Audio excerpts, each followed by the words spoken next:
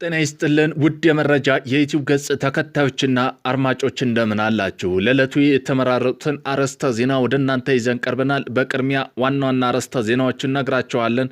አብራችሁን ቆዩ።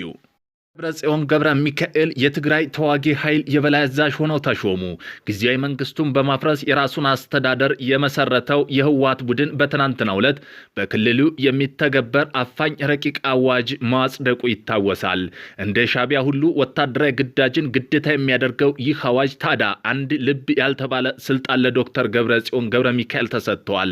እንደ መረጃዎች ከሆነ በዚህ አዋጅ ላይ የክልሉ ፕሬዝዳንት የክልሉ ተዋጊ ኃይሎች የበላይ አዛዥ ሆነው ይደንግጓል። በዚህ መሰረት አዋጁ ዶክተር ደብረጽዮን ገብረ ሚካኤል ፕሬዝዳንታቸውን ባለፈ የክልሉ ተዋጊ ኃይል የበላይ አዛዥ አድርጓቸዋል። በዚህም ጉዳይ በዜና ጥንቅራችን አካተናል። ዶክተር ደብረጽዮን ገብረ ሚካኤልም አዲስ ከፌደራል መንግስትና እንዲሁም ከፕሪቶሪያው የሰላም ስምምነት አስማሚ ከነበሩት መካከል አንድ ባለስልጣን ተቀብለው አነጋግረዋል። በዚህ ጉዳይ ምን ተወሰነ የሚለው የዜና ጥንቅራችን አካተነዋል። ቆይታችሁ የምትሰሙት ይሆናል።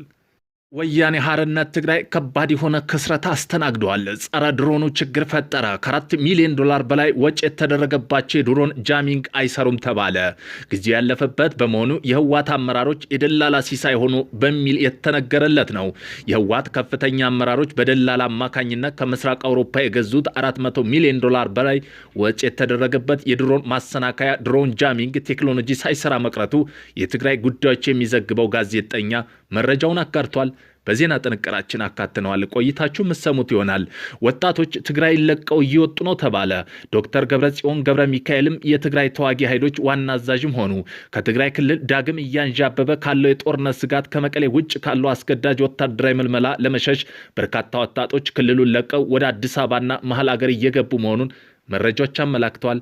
በዜና ጥንቅራችን አካተነዋል። ቆይታችሁ ትሰሙታላችሁ። አዲሱ አዋጅ ጸደቀ። ንብረታቸውን ጠብቆ ካልሆነ ይወረሳል። ኮንትሮባንድ ዕቃ ጭነው የሚገኙ ተሽከርካሪዎች በቀጥታ ተወርሰው ለመንግስት ገቢ እንዲደረጉ የሚደነግግ አዲሱ የጉምሩክ አዋጅ ማሻሻያ በሕዝብ ተወካይ ምክር ቤት ጸደቀ። በዜና ጥንቅራችን አካተናል። በሱዳን ድንበር ሸሬና አካባቢ የድሮን ጥቃት መፈጸሙ ተገለጸ። ድንበር ላይ ጥበቃ በድሮን መሆኑ ታውቋል። በዜና ጥንቅራችን አካተነዋል። ቆይታችሁ የምትሰሙት ይሆናል። እነዚህን የመሳሰለው አርዕስተ ዜና ወደ እናንተ ይዘን ቀርበናል። ቤተሰብ ለመሆን ላይክ፣ ሸር፣ ሰብስክራይብ ማድረገውን እንዳይረሱ።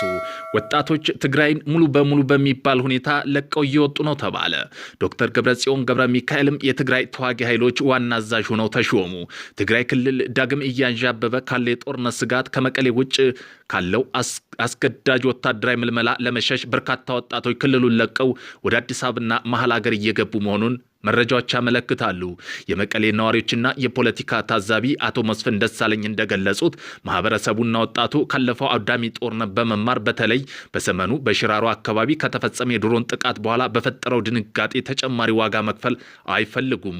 ወጣቶች ከጦርነት ይልቅ ሰላም ወዳለበት አካባቢ ሄደው መስራትና መለወጥ ምርጫቸው ማድረጋቸውንና ከፕሪቶሪያ ስምምነት በኋላ በክልሉ ባለው የፖለቲካ መከፋፈል ተስፋ በመቁረጥ አቅማቸው የፈቀደው ሁሉ በማድረግ በአውሮፕላን ጭምር ከክልሉ እየሸሹ መሆኑን አስረድተዋል።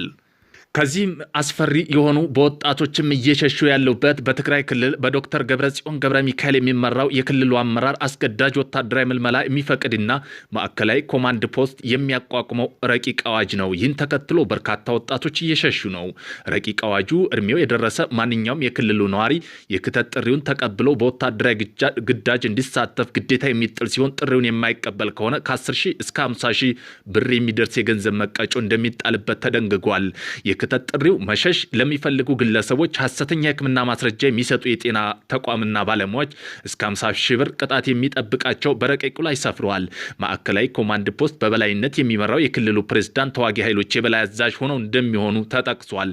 በጦር ግንባር የተከፈለው መስዋዕትነት የህዝቡ ትግል የሚያሳንስ ወይም የሚያጠለሽ ጽሑፍ፣ ንግግር፣ ምስል ማሰራጨት እስከ 15 ዓመት የሚያደርስ ጽኑ እስራት እንደሚያስቀጣ ተደንግጓል። በትግራይ ክልል ጸረ ድሮን ችግሩ ፈጠረ። ከ4 ሚሊዮን ዶላር በላይ ወጪ የተደረገባቸው የድሮን ጃሚንግ አይሰሩም ተባለ። ጊዜ ያለፈበት በመሆኑ የህወሓት አመራሮች የደላላ ሲሳይ ሆነው በሚል እየተነገረ ነው። የህወሓት ከፍተኛ አመራሮች በደላሎች አማካኝነት ከምስራቅ አውሮፓ ሀገራት የተገዙና 400 ሚሊዮን ዶላር በላይ ወጪ የተደረገበት የድሮን ማሰናከያ ድሮን ጃሚንግ ቴክኖሎጂ ሳይሰራ መቅረቱን የትግራይ ጉዳይ የሚዘግበው ጋዜጠኛ መረጃውን አጋርተዋል። ቴክኖሎጂ ድሮኖችን መረጃ የሚለዋወጥበት የሬዲዮ ሞገድ ጂፒኤስ ሲግናል በጠንካራ ሞገድ በመደራረብ ከአዛዦቹ ጋር ያለው ግንኙነት ለማቋረጥ የሚያስችል እንደሆነ ቢነገርም በተግባር ግን ሳይሰራ ቀርቷል። ለበርካታ ወራት በትግራይ ክልል ኮሃ አካባቢ የሚገኘው የሰሜን አየር እዝ ላይ የመገጣጠም ስራ ሲከወን የቆየ ሲሆን በተደረገው ሙከራ ግን እንዳልተሳካ ታውቋል። ወታደራዊ ባለሙያዎች እንደሚሉ ከሆነ አሁን ላይ የሚመረቱ ዘመናዊ ድሮኖች የላቀ ጸረ ጃሚንግ ቴክኖሎጂ መከላከያ ያላቸው ከመሆኑም በላይ ከመሬት በታች የሚያቸው አንቴናዎች በመጠቀም የጃሚንግ ሞገድን ውድቅ ያደርጉታል። የህወሓት አመራሮች የገዙት መሳሪያ ለጊዜ ያለፈበት በመሆኑ የደላላ ሲሳይ ሆኖ መቅረቱን መረጃዎች አጋርተዋል። ህብረት የአፍሪካ ቀንድ ልዩ ልዑክ የሆኑት ኦሉሴጉን ኦባሳንጆ በቅርቡ በትግራይ ክልል ርዕሰ መስተዳደርነታቸው መልሰው ከተረከቡት ዶክተር ደብረጽዮን ገብረ ሚካኤል ጋር መቀሌ ውስጥ ተወያዩ። የ89 ዓመቱ የቀድሞ የናይጄሪያ ፕሬዝዳንት ወደ መቀሌ የተጓዙት የኢትዮጵያ ፌዴራል መንግስት ህዝባዊ ወያኔ ሓርነት ትግራይ የተፈራረሙበት ግጭት የማቆም ስምምነት አፈጻጸም የመከታተል ኃላፊነት የተጣለባቸው ወታደራዊ ባለሙያ አስከትለው ነው። የትግራይ ክልል ፕሬዝዳንት ጽሕፈት ቤት ዶክተር ደብረጽዮን ገብረ ሚካኤል ኦባሳንጆን አብራቸው ከተጓዙ ልዑክ ተገናኝተው መነጋገራቸውን በፌስቡክ ፎቶግራፋቸው አስገድፈው ባሰራጩት መልእክት አስታውቀዋል። በቅርቡ ወራት ወዲህ የኢትዮጵያ ፌዴራል መንግስት የህወሓት ልዩነት እየተካረረ ነው። ህወሓት ጳጉሜ 2012 በተካሄደው ምርጫ የተቋቋመ የክልሉ ምክር ቤት ወደ ስራ በማስመለስ ዶክተር ደብረጽዮን ገብረ ሚካኤል እንዲረከቡ አድርጓል። ኦሉሴጉን ኦባሳንጆ በአፍሪካ ቀንድ ሰላም መረጋጋት የአፍሪካ ህብረትን ጥረት እንደሚደግፉ በህብረቱ ኮሚሽን ሊቀመንበር መሐመድ አሊ የሱፍ ዳግም የተሾሙት ከአንድ ወር በፊት ገደማ ነው። የቀድሞ የናይጄሪያ ፕሬዝዳንት ከጥቅምት 2013 እስከ ጥቅምት 2015 በተካሄደው ደም አፋሳሽ ጦርነት ግጭት የማቆም ስምምነት እንዲገታ በአፍሪካ ህብረት አደራዳሪ በመሆን መርተዋል። በዚህም ጉዳይ ህወሓትም የፕሪቶሪያ ስምምነት አደራዳሪ ከነበሩት ከነዚህ ጉንቱ ባለስልጣን ጋር የልዑክ ቡድን ከትግራይ ክልላዊ መንግስት ጋር ወቅታዊ ጉዳይ ለመወያየት መቀሌ ገብተዋል። በመሆኑም ህወሓት በትግራይ ክልል እያደረገ ያለው ወታደራዊ አፈሳ አጠናክሮ ቀጥለዋል።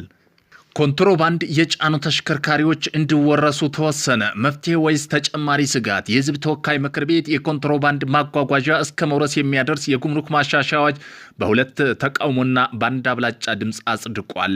ቀደም ሲል የነበረው የ100 ሺህ ብር ቅጣት ማነስ ህገወጥ ንግዱን ሊያስቆሙ ባለመቻሉ ማሻሻያ ማስፈለጉን ተገልጿል።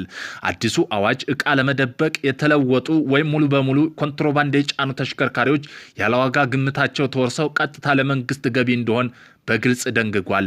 የአስመጭና የመከራከር መብት ለማስከበርም ይግባኝ ለመጠየቅ ሙሉ ታክስ መክፈል በነበረበት አሰራር ተቀይሮ አከራካሪው 50% ብቻ በማስያዝ እንዲከራከር ተፈቅዷል። ግዴታቸውን ባልተወጡ አጓጓዦችና መጋዘኖች ላይ ጠንከር ያለ አስተዳደራዊ ቅጣት የተጣለ ሲሆን የጥንቃቄ ጉድለት ላሳዩ ባልተቤቶችም የገንዘብ መቀጮ ተደንግጓል።